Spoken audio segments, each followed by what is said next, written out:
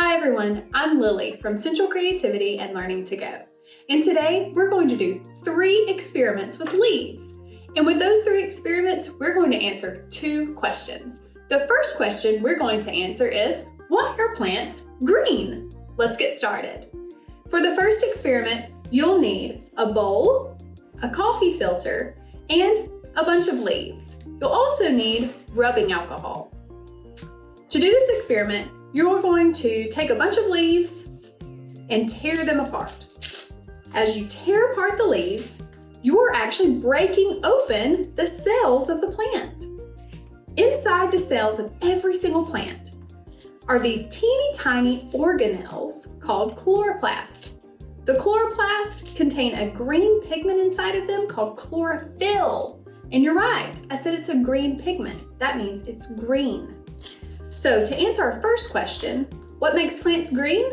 Chlorophyll, that's right. With this experiment, we're going to be able to see the chlorophyll leave inside the leaves and become stuck to our coffee filter. So after you tear apart the leaves, you're going to add a little bit of rubbing alcohol to them. Pretend like you're making leaf soup. Okay.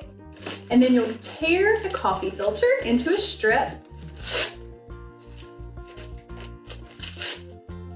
and place it into your bowl.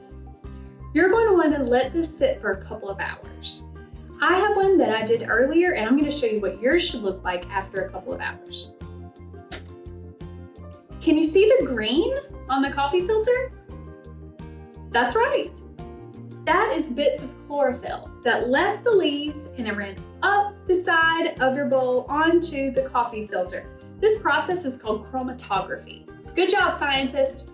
All right, we're gonna do one more experiment to help us answer why leaves or plants are green. And to do this experiment, you need a piece of white paper, a marker, and another bunch of leaves. I want you to use your marker and draw a fun picture on your paper. I'm going to draw a picture of a tree. You could draw any plant you like, maybe draw your favorite plant or a picture of your backyard even. Take a bunch of leaves and kind of put them in a stack. After you've stacked them, fold it in half. And when you've folded them, you've actually broken some of those cell walls. So now you'll take your bunch of leaves and I want you to just rub it across your paper.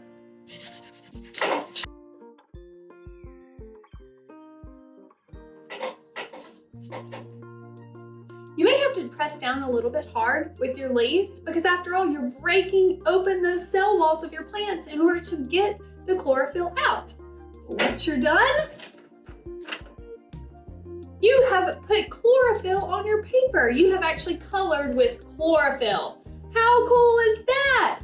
And remember, chlorophyll is what makes all plants green. Awesome job, guys. Now we're going to answer our second question, which is, do plants sweat? To do this activity, you need a clear plastic bag, string to tie it with, and you'll need access to a plant. You can use a plant growing in your backyard or a houseplant. You will take your clear plastic bag and put it over one of the branches of your plant. Then use your string to tie it up. After the plant has been covered in the bag for a couple of hours, you're going to begin to see something called condensation. I did one earlier, so I'm going to show you what mine looks like.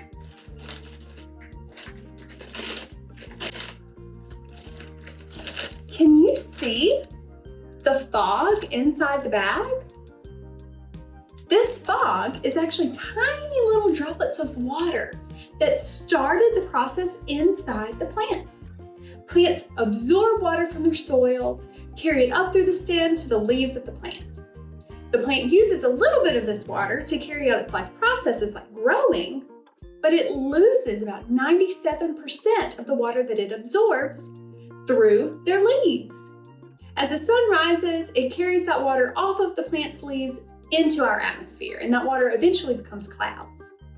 So if you've ever gone outside early in the morning, you may have been able to see tiny little water droplets on the leaves of your plants. Now, after the sun rises and it warms up outside, the water on the leaves will be evaporated by the sun's energy. And what that means is those water droplets that are liquid, they'll turn to water vapor.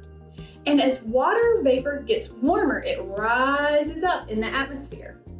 As it rises throughout the day, it is not only rising up from the leaves of plants, but also puddles and rivers and lakes and streams and oceans. It condenses in the sky as, what are those big fluffy things called? Clouds. That's right. So it condenses as clouds in our atmosphere in the sky, but then once those clouds get heavy enough and full enough of water vapor, that water is going to fall back down to earth as rain or any other form of precipitation. This process of evaporation, condensation, and precipitation is called the water cycle. And the plant's role in the water cycle is called transpiration. That's when the water from plants' leaves is evaporated and becomes part of the clouds in our atmosphere. So, what we're doing today with this experiment is we're trapping the transpiration inside the bag so that we can observe it like real scientists. Another fun activity you can do while out gathering leaves is you can make a leaf bracelet. You'll make the bracelet by wrapping a piece of tape around your wrist with a sticky side facing out. As you're gathering your leaves, find some pretty ones to stick to your bracelet. I enjoyed learning with you today. Keep experimenting and see what you can discover.